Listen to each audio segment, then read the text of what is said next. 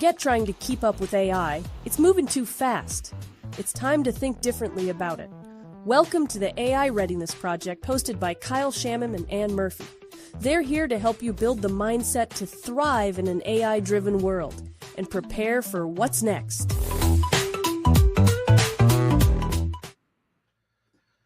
And Murphy. Hey, Kyle Shannon. What's happening? Are we prepared for what's next? Yeah, I honestly don't know. Like, I feel like don't know either. Accelerating, and just changing as these tools become more capable. Like, what people are talking about is different. So I don't know, but I think in a lot of ways, that's the whole point of this show, right? It's not called the AI Literacy Project. It's called the AI Readiness Project. So the best we can do, I think, is do what we can to be ready. And that looks like be curious and be adventurous and be adaptable and just do the best you can. Stop apologizing. That's one of the things we noticed early on when we started doing this work, is that a lot of our compatriots and us as well would apologize for how not expert we were. Yep. Before we knew that nobody was an expert and every single person felt slightly, at least a little bit too dumb to understand it all. Yeah. I've been having these flashes of what if everything I think I'm preparing for is just the absolute wrong thing, right? What if what I deem as ready is 180 degrees from what I needed to prepare myself for? And it is a form of that apology, like I'm not good enough to overhear, also understand stuff but then I really do have these gut checks of like, am I paying attention to the right thing? Are the things I'm paying attention to universal enough that if there's a catastrophe and it's like some other thing that I hadn't thought of, I have a strong enough foundation that I'm going to be able to process it.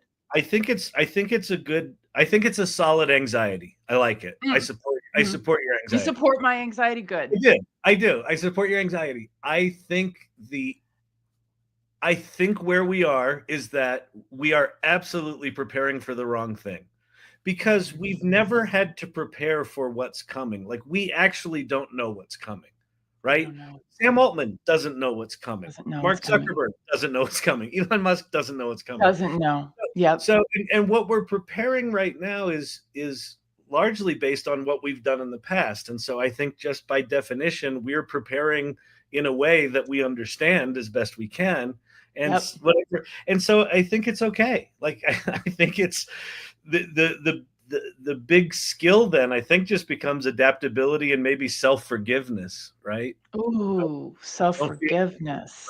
Don't feel like you're and what we were talking about before we hit record was the sense of knowing what you stand for. Knowing who you are, self-knowledge and self-awareness, and where you fit on these lines, where the bright line is for you personally, let alone societally, globally. Yep.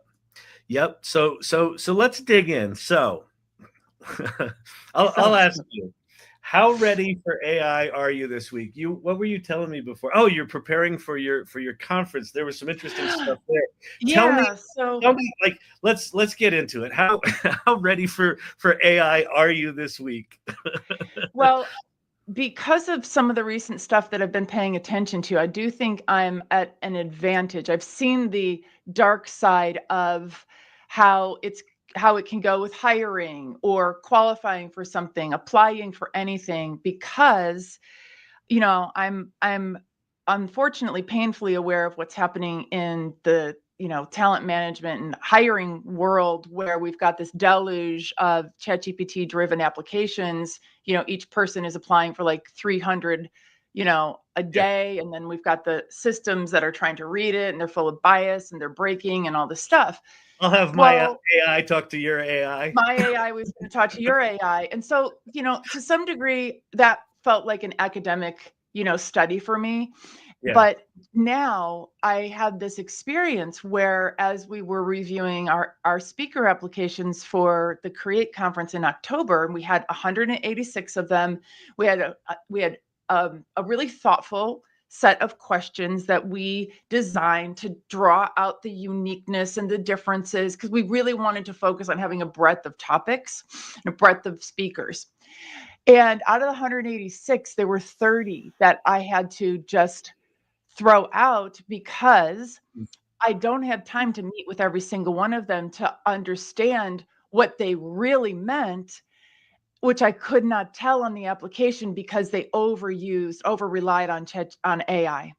So all of them, all those 30, I couldn't differentiate them because they all skewed toward, the middle, the most namby-pamby version of themselves. Well, can I be a little harsher? Yeah. I think those 30, if it was clear that they used AI, then those 30 people are doing what I call lazy AI, which is push the button, expect brilliant results, and just publish that without probably even taking it in.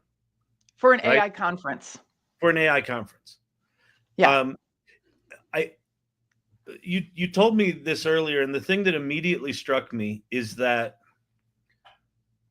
if you're brand new with AI, it might be easy. It will be easy for you to look at how magical it generates words and go, oh, that must be good. What you fail to recognize is people who've been paying attention to AI for a while and have gotten more sophisticated about how to use it. And this is a lot of what we talk about in here, having a point of view, things like that. It is immediately apparent that someone just vomited something out of an AI tool and didn't really think about it, didn't really have a point of view, right? Didn't craft the application that they gave you. And it's going to be tempting to have it feel like the easy button, but I think the fact that you could instantly recognize 30 of them as no. No, you didn't. If you didn't take the time to really consider what you were submitting to be a speaker, then I don't know. That's huge to me.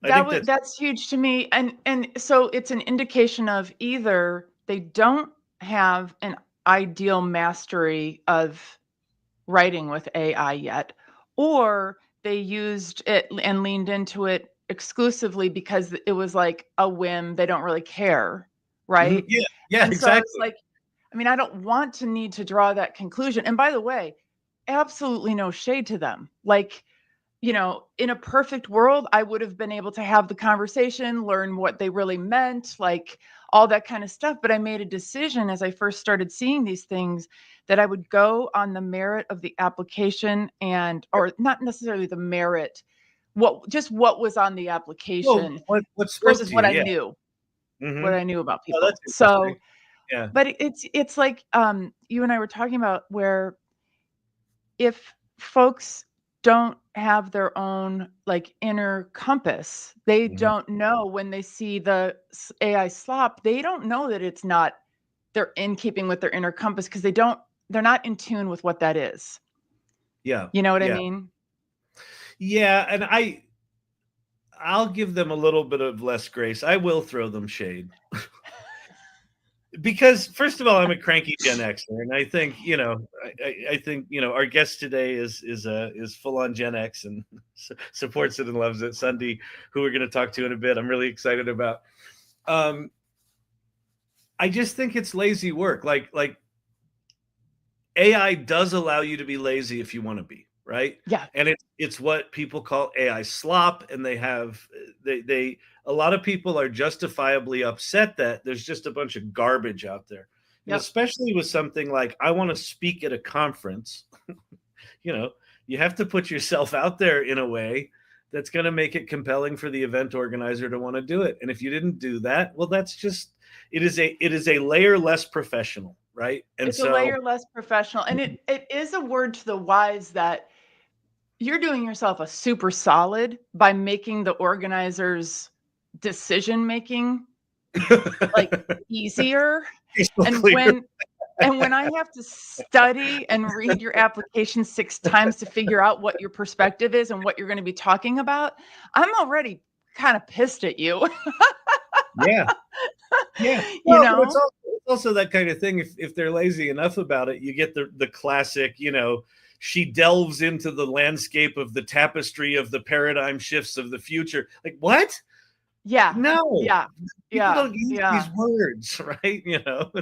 So it's like for me, one of the take homes is when you sit down to do an assignment or fill something out, Yeah. to take that breath that CJ Fletcher teaches us to do, to take that breath and that pause and like connect with yourself. Yep. Who are you? What's your point of view? What is your actual voice? Understand how you actually talk. Describe it. Not Yep. not having ChatGPT hyper analyze your voice, because we can do that certainly.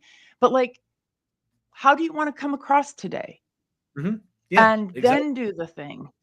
Exactly. Yeah. Love it. Well, my How about you? week, I'm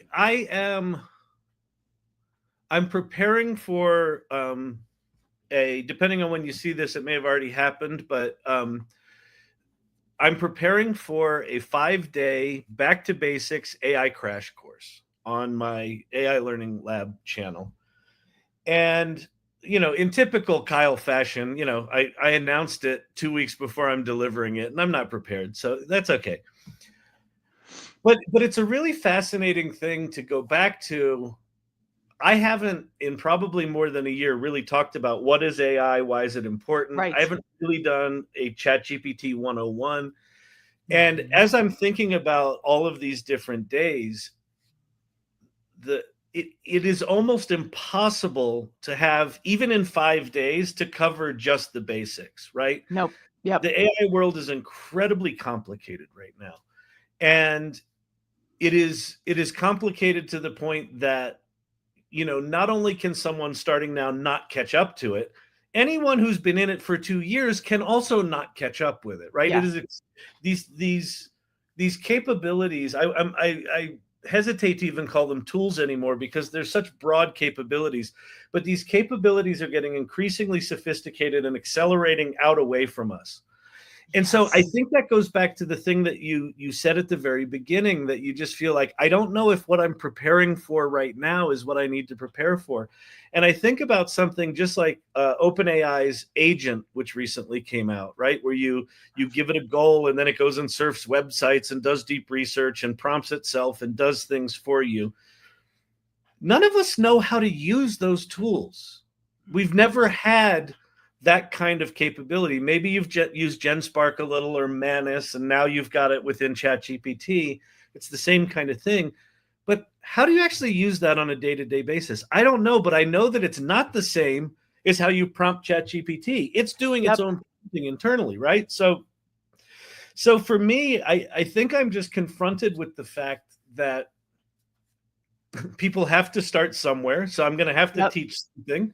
I'll teach as much as I can on each of those days, knowing that I'm barely scratching the surface for people. And, I guess my goal for the week is, can I provide someone a Kevin McAllister moment or two, right? Someone where they're just like, oh, I had no idea I could do that. That moment. Yes. And get people intrigued enough to say, hey, I want to know more. I want to get on this. I want to climb on the surfboard and try to ride these ever increasing waves. So, okay, this is what has boggled my mind all along, as a cohort of us have gone through our AI journey with people around us, is that we seem to organically come back to some of the same places. We just launched our AI Foundations for Beginners course. It's every month, 90 minutes. We just did it on Friday, Kyle. No. So here we both are again. Yeah. Feeling a need to reset in some way. Right? Reset. And it was helpful. Yeah. Helpful for me as for them. But, to get to that presentation, I had to chisel myself out of 190 slides. Yeah.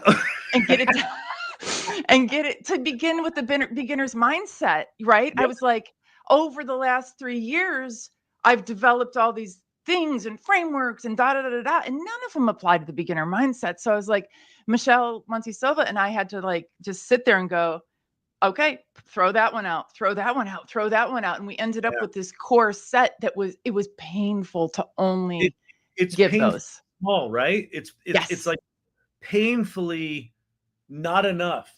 But painfully not enough. but for someone who's never done this, they're still going to be mind blown when they see the thing that we think is just barely scratching the surface, right? So, Exactly. yeah, that's huge. So let me throw it. So here's the one thing I wanted to think about this week is oddly in alignment. I mean, it's amazing that I'm like, I got to go back to basics. You independently come up with, you've got to go back to basics. Yeah. You were just talking about the AI mindset, and so here's the thing that I think is really worth paying attention to for the next week, and that is this. I'm gonna what was the term you just mentioned before? Not worldview, but personal compass. Your Inner compass. your inner compass, right? I think that the single most important thing that you can do to get good at AI is to understand who you are and what you want and what your worldview is, what your inner compass is. And I think that there are a lot of people that don't necessarily go there all the time. And it seems counterintuitive, right? I think if you're just looking at AI from the outside, you're like, oh, AI is this genius that's going to do all this good stuff for me. And it's not. So here's the thing that I think people should pay attention to this week is when you're using any AI tool, whether it's an image tool or ChatGPT or Claude or Perplexity, whatever your tool of choice is, when it gives you something back where you're like, oh no, that's not right, rather than just immediately go in and start prompting, like fix this, fix that, fixing it tactically, if it gives you something back that you instinctively go, no, that's not me, take a moment and say, well, wait a minute, what is me? Why is that not right? Is it too simple? Is it too wordy? Is it like that really start to have an inquiry about what it gave you back and why it's not good? And I think you'll be able to fix it more quickly if you have some clarity. But Sure. I think what it starts to do moving forward is AI comes to life when you give it enough context about who you are and what your intention is, the meaning that you want it to have. It will reflect that back to you in incredibly powerful ways. And if you don't have clarity about your inner compass, who you are, what your worldview is, then you're constantly just going to be battling this tool that doesn't seem to get who you are. And the more clear you are with it, the tool is just going to take your ideas and amplify them. And so that's my thing for the week. So I am like 1,000,000% on that same page and can offer a concrete idea about how we can support ourselves in pouring ourselves into the AI is before you go to the shiny object of connecting an AI platform to your Google Drive, for example, and your email and your social security number and all that. So before you do that, curate 7 documents, right, about yourself. Not 100 million, right? Just 7 current, maybe it's your CV, a cover letter you wrote, your brand guide, a essay whatever, some 7 documents that epitomize you. Put those, I think of them as packets. Put those in a packet on your drive and only use those. Upload them to a project, upload them to a GPT, just include them in a chat. Doesn't matter. Yep. Yeah. Copy and paste. Yeah. If you're trying to do a piece of writing, copy and paste a piece of writing that you love and just tell it, this is a piece of writing that I love. Now let's talk about something completely different. Yeah, absolutely. Yeah, exactly. And so when you see that you don't like the output, you can go, oh, I left that thing about that job that I didn't want to include in my narrative going forward. That's in the document. Fix the document. Keep that current and just give AI the advantage of knowing you, but in a curated version of you. So you don't have to do it every single time. Yeah, but it really does come down to your taste, and the more Your clear taste. you are on your taste, what you like, what you don't, the better AI is going to behave. It is a Yes. weirdly counterintuitive thing, right? Yes. It don't, even though it talks good, it uses words good, it doesn't know who you are, right? Unless you tell it who you are, and you can't tell it who you are unless you start exploring that. So I think that's the thing to pay attention to. All right. Same. With that, I want to get Sundee up here. I'm really excited to bring her up, but why don't we talk about, why don't you jump in and tell the good people about She Leads AI? All right. So She Leads AI, we are becoming quite the powerhouse. We do a few things. One is we have a membership community like the AI Salon, 140 women who spend time on Mighty Networks together, who hang out on Saturdays, who learn from each other in member jams. Then we also have our AI Academy, which we just launched our AI Foundations. It's once a month, 90 minutes. If you have a woman in your life who's like on the outskirts of this, send her to this course. Like, it's chill, it's on Friday nights, like wonderful, encouraging.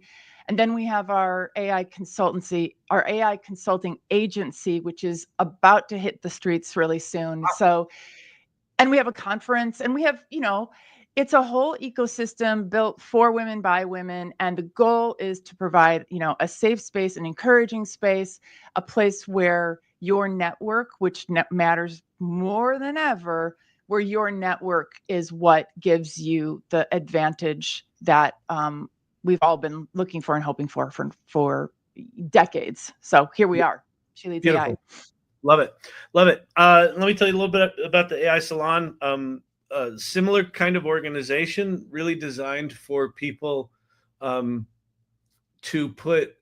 Here's a thing that is kind of a new idea I've had about the Salon, Anne, is Leah, who co-founded the Salon with me, sent me it wasn't quite a panic text, but it was one of those existential moment texts where she's like, I don't know if I believe in AI anymore. Like, I don't know if I, right. And what her big issue was I don't feel like these tech companies are putting people at the center of the technology. And my immediately response was, I don't think they're ever going to. And I think that groups like She Leads AI and the AI Salon are about putting people at the center, right? About what is the humanity of how we use these tools and what the impact is on those people. And so the AI Salon is full of people that are just instinctively doing that, putting themselves and humanity at the center of the conversation, not the technology. And so that's what the Salon's all about. And we have a membership community as well and things like that. So if you're interested in that kind of thing, come join the AI Salon. And then one final thing before we bring up Sundee, and that is the AI Readiness Training Program is live. So if you are trying to get yourself ready for AI, which is what this whole podcast is about, go to areyoureadyforai.com. And it's a course that is based on a lot of the content from AI Festivus. Sundee actually met you and I through AI Festivus, so this is kind of a full circle moment. But anyway, with that, why don't we talk about our special guest, and then we'll bring her up here. So why don't you tell the good people about Sundee and why she's here today? Well, Sundee is here because she is not messing around with the systems that weren't built for us anymore. She's teaching us how to create a new infrastructure, particularly Gen X women who are kind of uniquely positioned to break down, what happened before and do what is right, what is going to make us successful in the future. And not just us, but our communities, our society, our the globe. And she has a long running passion for making systems better. And has been doing it for her entire career. She's a proud Aggie and comes to us from Mississippi. Mississippi.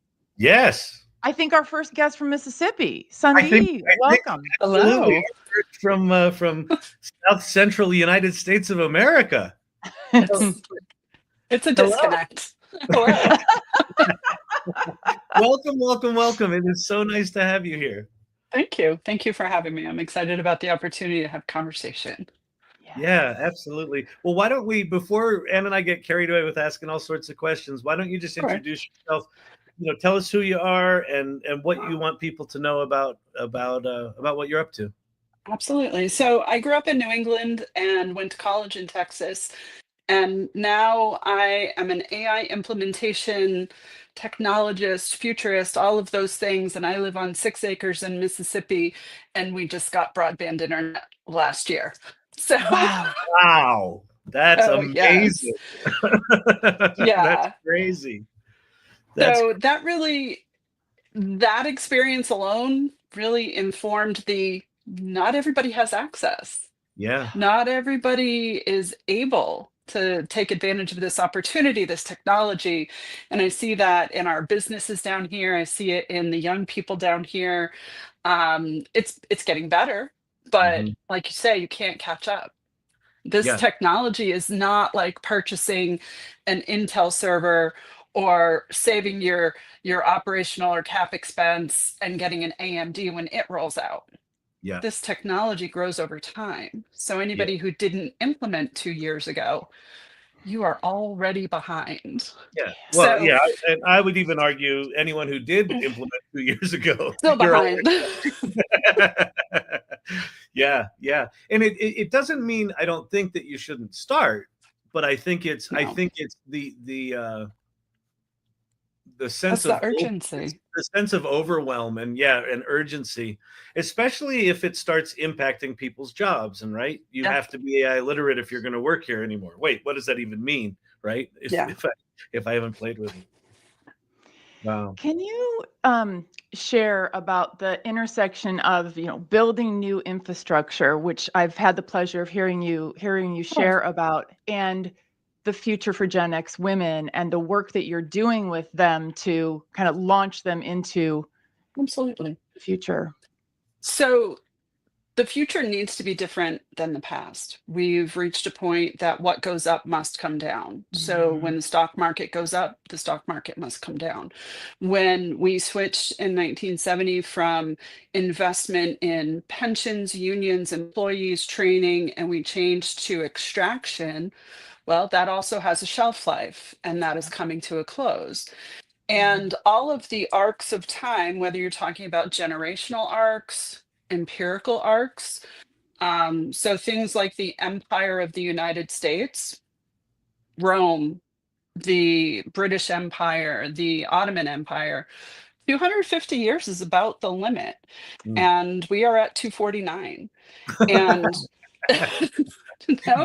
no empire has survived without great change or revolution at all, ever. So all of those things feel really hard and heavy when they happen individually. They are happening for the first time in human history all at the same time. So you have these generational arcs, the baby boomers who switched us from investment to extraction. Their time is coming to a close.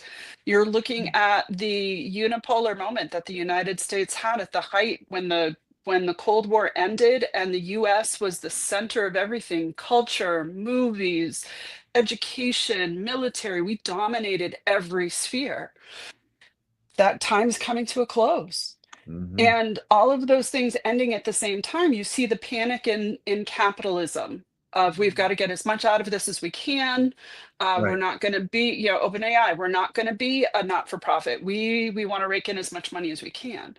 You see it in systems like Amazon stealing product IP and coming out with, here's the Amazon brand of that backpack that you really love that has all the bells and whistles.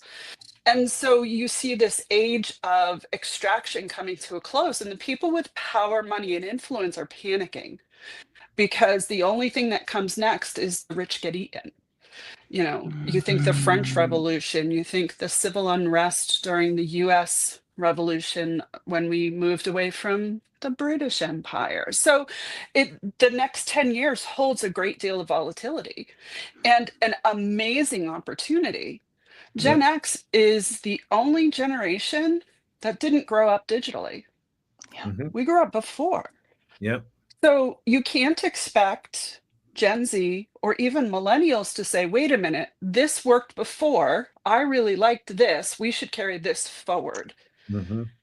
And boomers are not expected to thrive in an AI world. Right. They're not. They're on the way out. They're on the decline.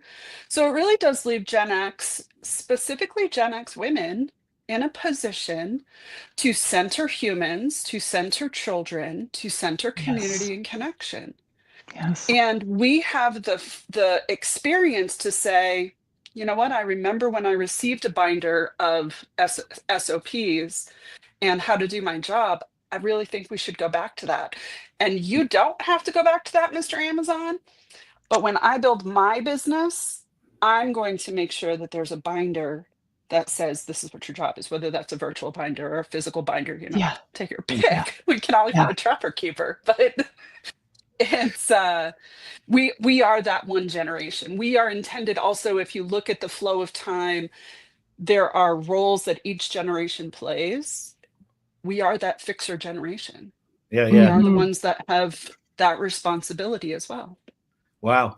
So can I ask you, one of the things that strikes me about generative AI is the G in GPT, the generative part, is computers have never behaved like this before. They've never created, generated.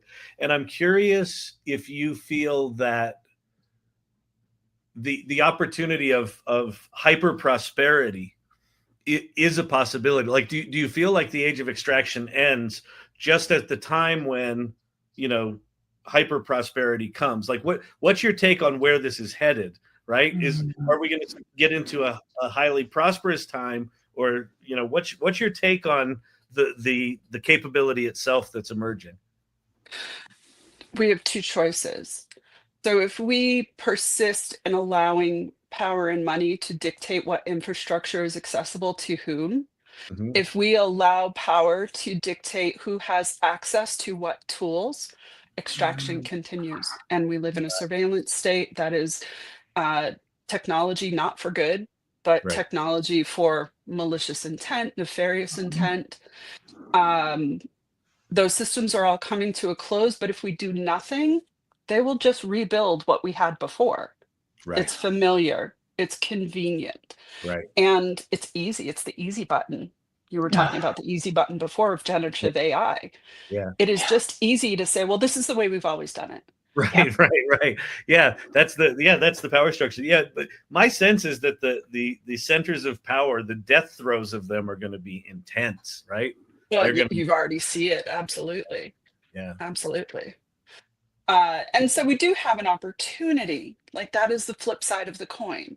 With every ending, there is a beginning, and that beginning has already started. At no other time in human history has the economy depended so greatly on women. You cannot remove women from the equation and expect the economy to be as prosperous. So you can't send us all back to the house. You can't make us all have babies. You can't erase us from the annals of history and expect that the country is going to prosper in the same way. So the reality is that to date, VC funding has gone to the tech bros, the Brads and Chads of it all. What that has resulted in, AI has everybody. I saw it on LinkedIn the other day. VC funder was complaining. Everybody's making the same 3 products. Yeah.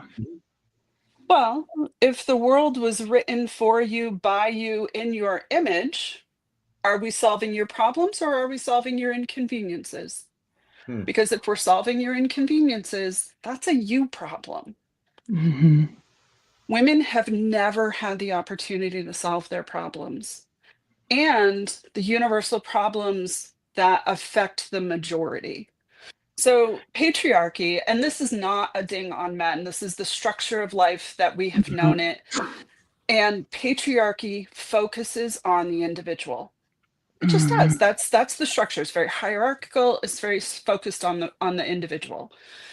Matriarchy, on the other hand, is not a negative image. It's not created in the self-image of patriarchy. It centers something different. It centers community, children, feminine energy, so that everyone prospers. So if we don't shift to a more egalitarian, a more inclusive, a more,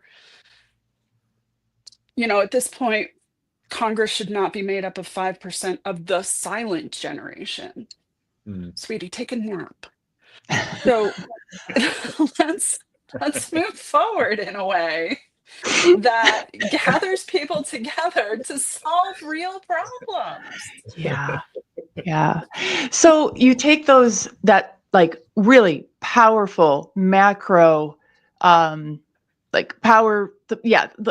macro issues that you just described. What happens on an individual level for Gen X women that makes our experience going forward in an ideal land so much different now?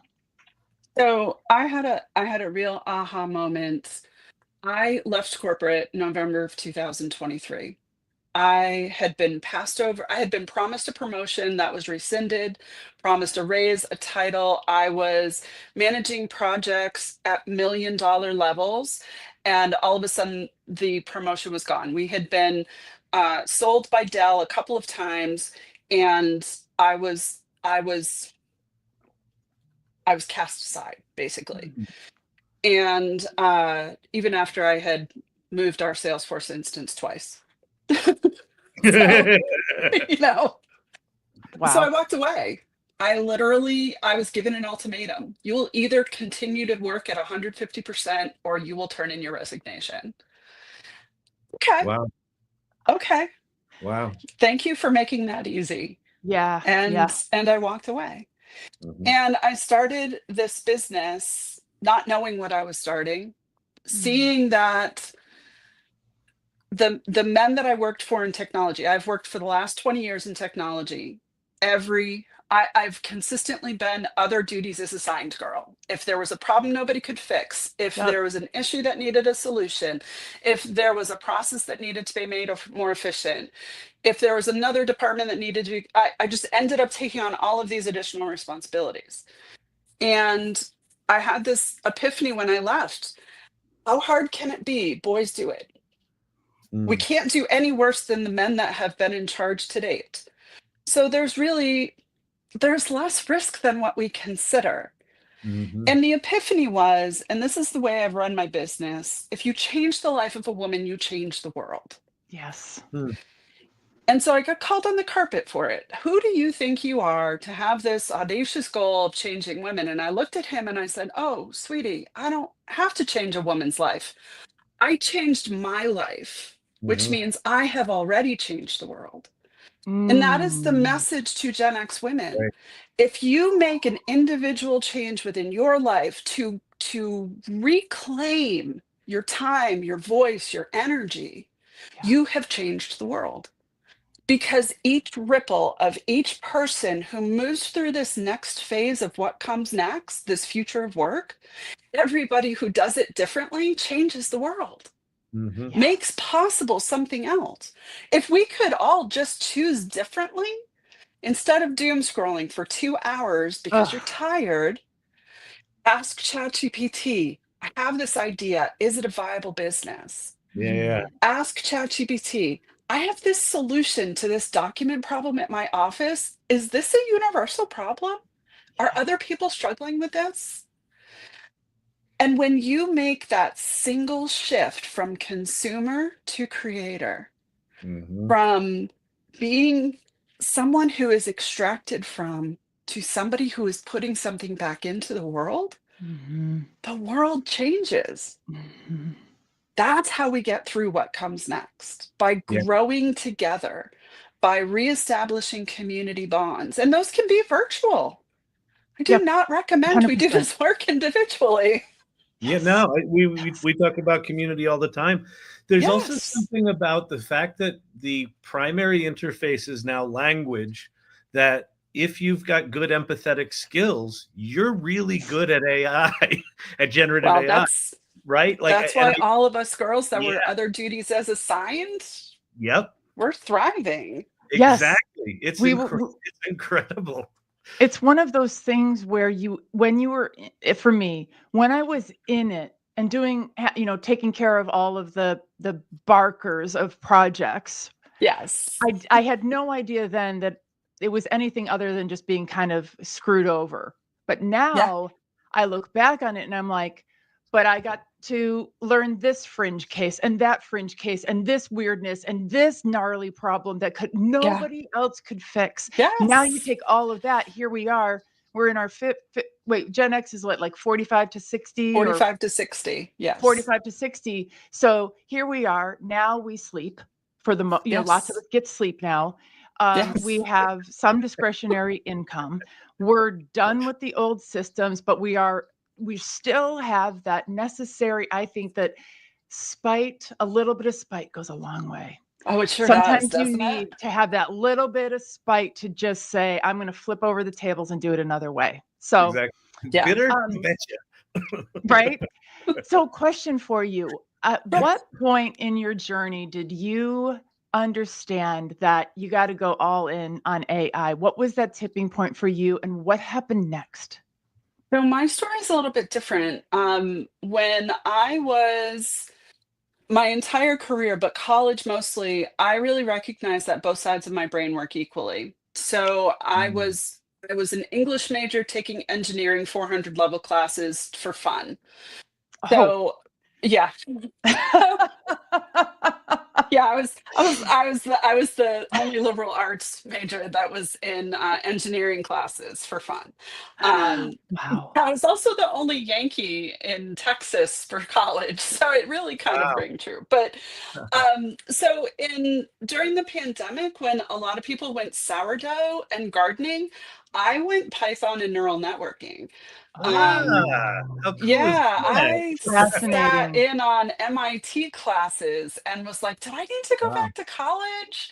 And then you fast forward to generative AI, and it was everything. It changed the trajectory of my life. It made problem solving, problem presentation, decoding the different facets of my brain and stitching it together in a way that was really palatable. I heard you talking earlier today about garbage in, garbage out. And for me, I started this thinking, oh, I need to become a better writer. I need to become a writer. I need to learn marketing. I need to learn ChatGPT. And then I realized, wait a minute, I was a writer in college. I'm already a writer. So if I use ChatGPT not to generate my writing, but rather to refine my writing. So I actually write into ChatGPT and then we have a conversation about it. Yes, same. So I use those AI tools just a little bit differently, and all of the other non-neurotypical things that get stitched together, whether it's that facet from music, facet from history, that movie that I saw a couple years ago, like it all just kind of, I can put all of those context pieces into ChatGPT and be like, I know these all tie together, and this is what I think that tie is. What am I missing? And have this really great back and forth. So that's how I got to AI. It was that, oh, I don't need to go to college. I'm actually made for this. When I started in technology in 2006, I remember a crystal clear moment thinking, I'm going to start in sales, but the technology I'm meant to work with has not been created yet. It's not here yet. So I need to learn all of this other stuff so that when it gets here, I'm ready. And let me tell you, I was ready. Oh, that's awesome. Yeah, it's like I call it revenge of the liberal arts major is the era that we're entering. I in New York City, you and I must have similar brains. I would buy a copy of Backstage for audition notices and Scientific American at the same newsstand at the same time, right? I'm curious when you say when generative AI came along. So you'd understand, neural networks and tensor and TensorFlow and all that sort of Yeah. stuff. Was it the launch of ChatGPT that did it? Was it playing with OpenAI Playground before that? What was the thing that made it snap all of a sudden and just feel different? It was the accessibility and approachability of ChatGPT. Okay. It was collaboration. It was play. Yeah. It was, because it was such a simple interface early on, right? Yes, it was intuitive. I didn't have to go to school. I didn't have to know more than anybody else. And the realization that there's no 25-year-old who's got more experience than I do with ChatGPT. That's That the really dream provided extra agency. right? Yeah. The fact that we've been on the planet long enough to have seen some stuff. Yeah. We can look at the output of ChatGPT and go, nah, that's not right. Exactly. The industrial age meant you didn't have to take your muscle to work, and everybody got to start working with their brains and innovate and create. And then you had the information age come, and and it was like, oh, you don't need paper, you can just hold all your stuff in this box on your desk. And so we stopped remembering phone numbers, we stopped sending physical mail. And I feel like the AI age, it does take intelligence away. It is no longer the defining factor. I'm very proud of the fact that I went to Texas A&M, but quite frankly, it doesn't matter. That accolade, that piece of paper is inconsequential for this current generation. What is left is this taste and discernment and the ability to know what is right and true and beautiful. But you have to take some time to get back to understanding what that is for you. And you were talking about it earlier. Where do you stand? What is your opinion? Well, for so long, we've all had that kind of etched out of us, and the younger generation hasn't been taught to learn cognitively. They've been indoctrinated. They've learned some things. So that 25-year-old who has said, I'm going to start an AI business, fabulous. What do you know about business? Right. Very little. Don't get me started. Yeah. So there's a whole opportunity for Gen X women also to live in the idea space. In my business, the way that I help women, there are 3 spheres. There is the W-2, there is the entrepreneur, which is high risk. You've got employees, maybe you've got brick and mortar, maybe it's HVAC, whatever it is. There is this new space called the digital space, and I call it W-2 entrepreneur and idea space. Because what you're putting out into the world, we need your ideas. Yeah. We need you to teach 25-year-old HVAC business people the business portion of how to show up to a business meeting, how to put a proposal together, how to craft marketing in a way that is persuasive while being ethical. They haven't been taught any of those things. But the men who created this technology are saying, well, you should be a plumber. Oh, God, You should be a plumber. Okay, Bob, your kids have millions. That's fabulous advice. Thank you. Let me ask you another thing. I think it's absolutely spot on, and I think that having that point of view, like AI becomes an idea amplifier, right? And if what we can train people to do is get your ideas into this thing and have a point of view, then you can amplify them and put them in the world in an incredibly powerful way. So here's question number 2 that we ask all of our guests. In your area of expertise, what is an AI trend that you're paying attention to right now, and why? So I am paying attention to agents right now. I think that they are a change maker, both for good as well as for evil. And the opportunity there is early on, you will be allowed to create agents that solve problems in your vertical. So before they really get a feel for it and lock down any of that access, we do have some opportunity to build revenue, build generational wealth, that affluence that you were talking about earlier, the wealth and ability. I think that makes that possible. At the same time, I'm also keeping an eye on and making sure that the women I work with understand, if the product is free, you are the product. And so anything that's on Amazon has to be taken with a grain of salt and really what I'm using agent marketplaces for is as a reverse engineering.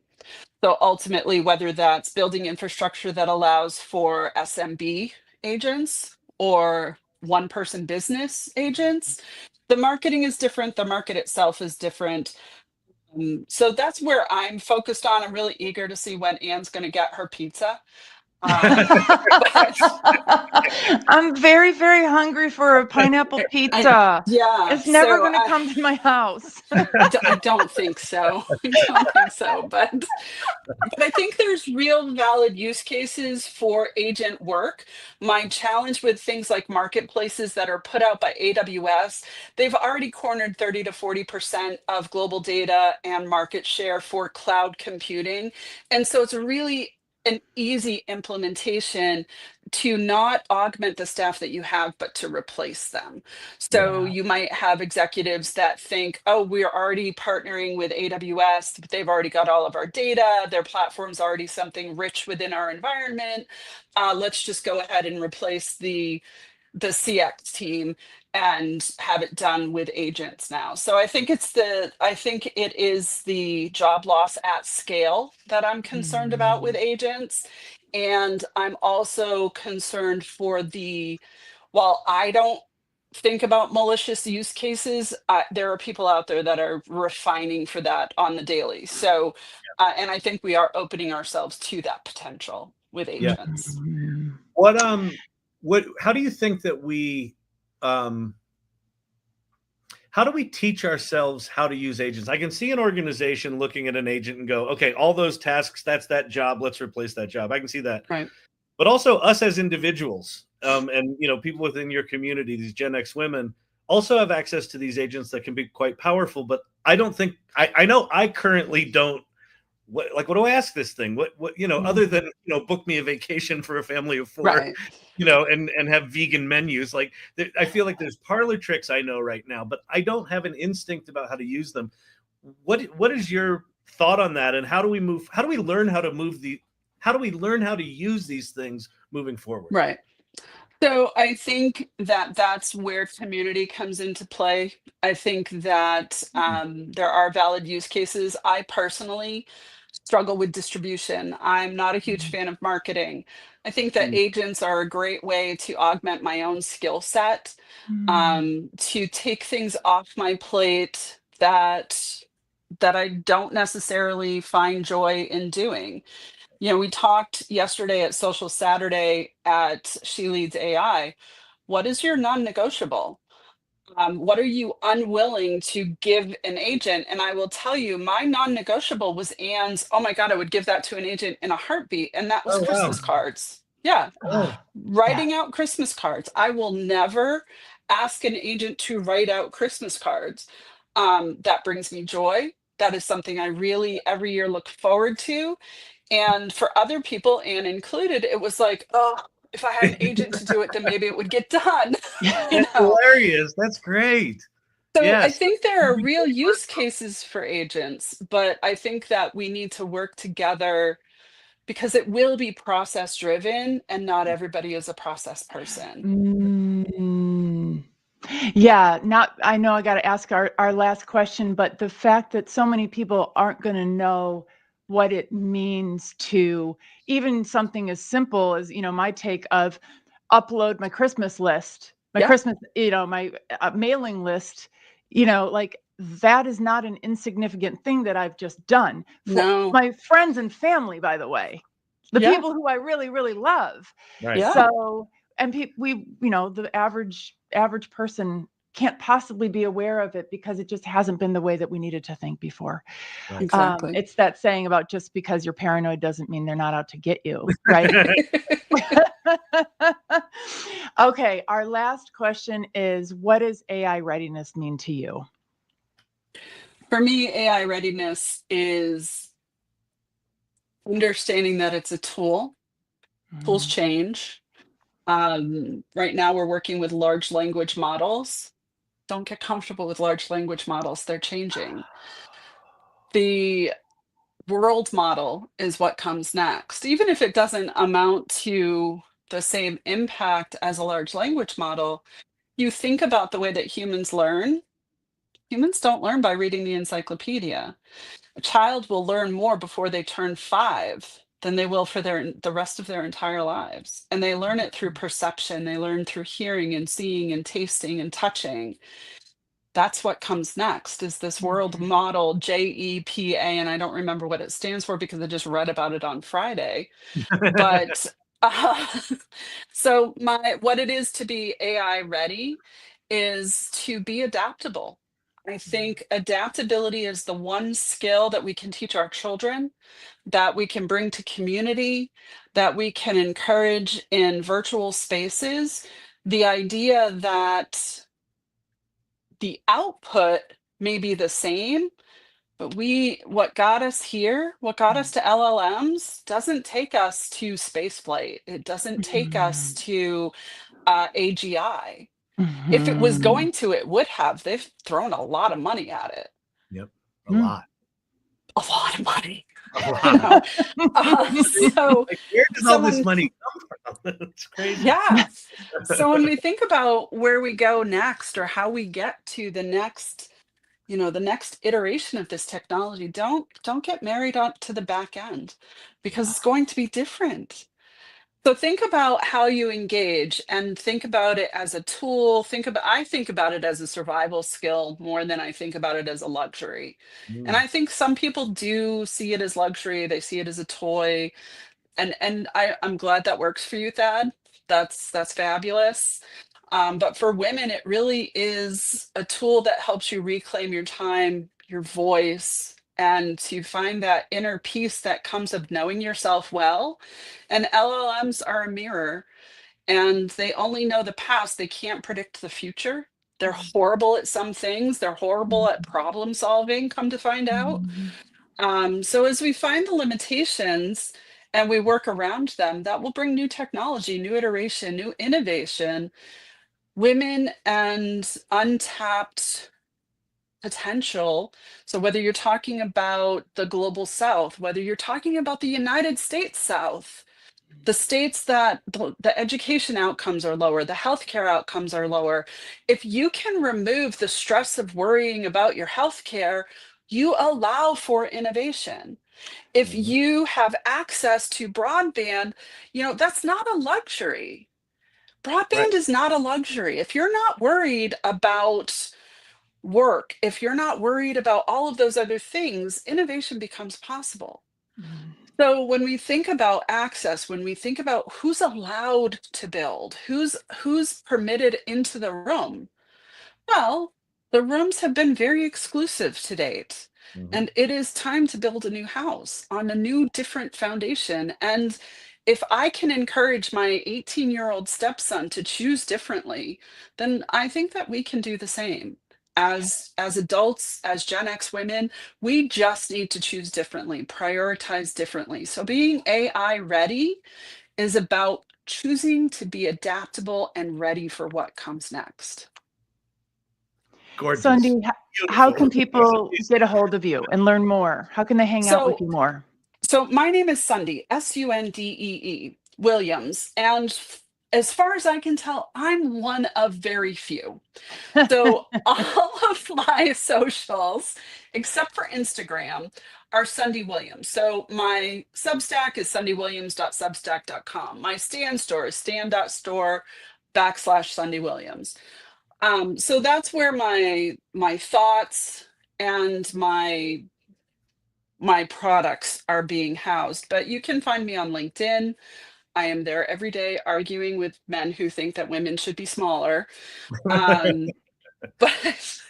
the key is my name. I started a business under something else, and I was like, this is ridiculous. My name is so weird that I'm just going to go with that. Love it. Love it. Well, I have met, I don't know, thousands of Gen X women in this journey. It was what helped me figure out that we needed community, was just opening up a workshop, and the only people there were Gen X women. You're ready. It was like, you're so ready. Everyone. Yeah. I never said, don't come here if you're a guy. opened up the doors, and that's who came with a quickness. Yeah. And I know that the work that you're doing is going to unlock so much for the world. Not like you said, Thank you. when it's safe for women, it's safe for everybody. When Yes. when women thrive, everyone thrives. Yeah. This is the first time in my history, you know, as a pasty white guy, the generative AI stuff, the AI salon and working with Anne, it's the first time in my life that I've regularly been in meetings with more women than men talking about Yeah. technology. And it Yeah, is it's exciting. really Very quite healthy. exciting. So yeah. Yeah. Yeah. So Yeah. thank you so much. I felt like, you know, a lot of the stuff you just talked about, I felt like, yeah, yes, yes, yes. So Good. so thank you so much for coming and doing this with us. Yeah, Thank you. absolutely. I appreciate it. Thank you, Sundee. Bye-bye. Bye. Bye.